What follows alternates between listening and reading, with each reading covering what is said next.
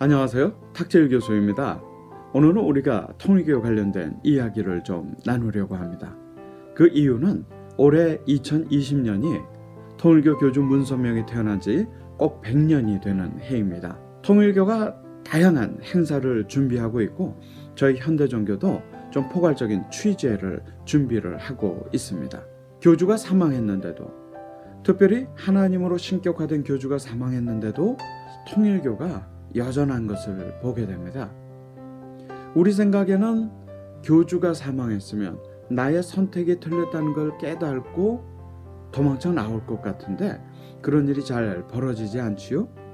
어떻게 보면 사랑하는 가족들이나 지인들의 반대를 무릅쓰고 통일교를 선택했는데 그가 재림주로 하나님으로 따르던 문선명이 사망했단 말입니다. 그럼 자신이 선택이 실패한 것을 받아들여야 되는데 그게 아마 힘든 것 같습니다. 오히려 지인들에게, 가족들에게 나의 선택이 틀리지 않았던 걸 보여주기 위해서 문선명의 죽음을 신격화하고 미화하고 있는지도 모르지요. 실제로 교주가 사망해도 이단 단체가 바로 몰락해오는 경우는 좀 드뭅니다. 재정이 튼튼하거나 혹은 조직력, 교세가 있는 경우에는 그 몰락까지의 시간이 좀 걸리는 것이 일반적이라고 볼 수 있습니다. 어쨌든 최근 언론에서 간혹 등장하는 것처럼 문선명이 사망한 후 그 가족들의 후계 분쟁이 심각해 보입니다.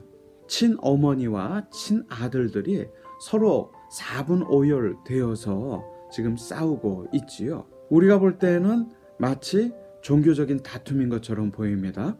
종교적인 교리가 앞에 나서고 종교적인 것이 이유가 돼서 싸움이 이루어지고 있지요.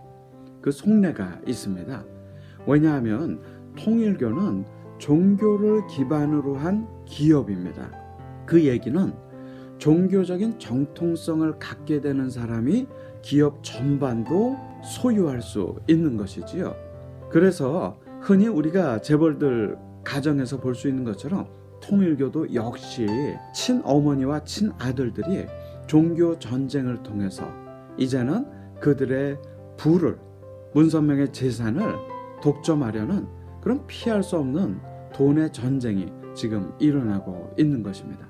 통일교는 자신들을 참가정이라고 부르지만 어떻게 이 참가정의 가장 기본이 된다는 문선명의 가정이 이렇게 4분 5열 돈의 전쟁을 펼치고 있는 것일까요?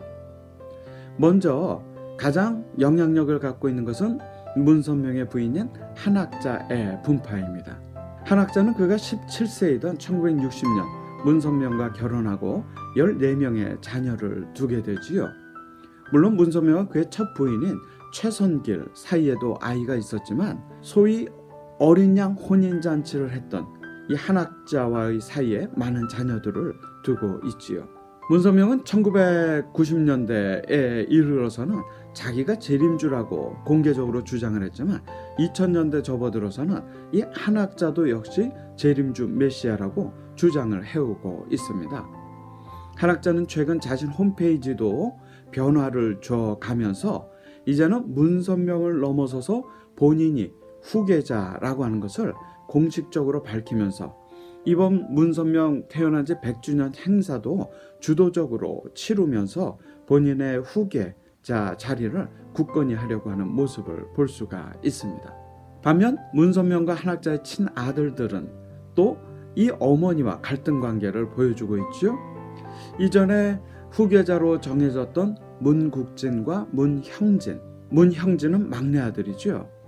이전에 문국진은 기업 부분을, 그리고 문형진은 종교 부분을 후계받았습니다. 그런데 문국진이 언론에 등장하는 것을 보면 종교적인 지도자의 모습보다는 오히려 비즈니스맨의 그런 모습들이 좀 보이지요. 하지만 막내 아들 문형진은 최근 그의 생츄어리 교회에서 보여주는 그의 예배 모습이나 설교나 활동들을 보면 상당히 종교적 측면들이 있는 것을 보게 됩니다. 물론 그 고립감으로 인해서 최근에는 총을 들고 예배를 보거나 총을 들고 종교 행사를 진행하는 듯 주변 사회의 상식과는 좀 동떨어진 그런 행보를 보이고 있지요. 이 문국진과 문형진은 어쨌든 이 통일교의 종교적인 측면들을 좀 부각시키려고 했던 것 같습니다. 근데 최근에는 그 큰 아들인 문현진의 행보가 좀 주목할 만합니다. 세계 곳곳의 통일교 조직이 아직도 큰 영향력을 가지고 있고 나름 굉장히 카리스마적인 모습을 노출하고 있는 문현진은 종교성보다는 오히려 통일교가 좀 초종교적인 네트워크를 형성해야 된다라고 하는 그런 주장을 하면서 전 세계적인 통일교 조직의 네트워킹을 해나가고 있지요. 저는 개인적으로 오히려 한학자나 문국진이나 문형진보다는 이 문현진이 향후 통일교의 주된 역할을 해 나아가지 않을까 하는 그런 생각을 하게 됩니다. 여하튼 우리가 보게 되면 이렇듯 참가정이라는 이 가정이 큰 분란을 보이고 있는 그런 형세를 보여줍니다. 문선명의 교리서인 이 원리강론, 이 원리강론을 보게 되면 이 통일교가 주장하는 그들의 참가정이 어떤 것인지 좀 알 수 있죠.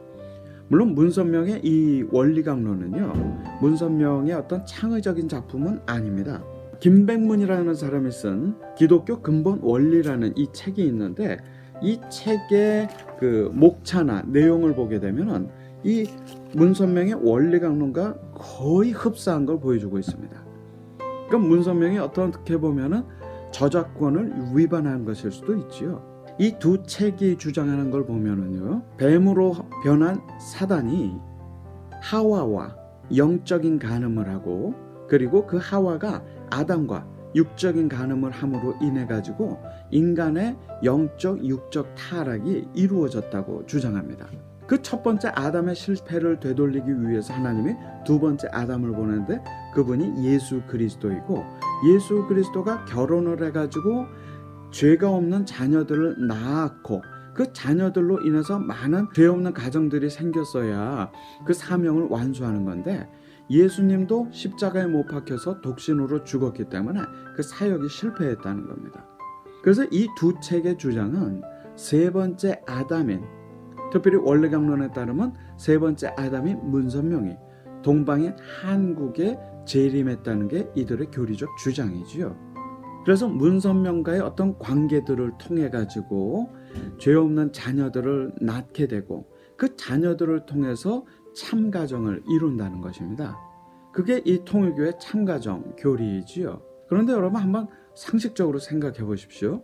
문선명의 부인의 한학자와 또 그 친자녀들이 형제들 간에 그리고 모자들 사이에 벌이는 이 피할 수 없는 돈의 전쟁.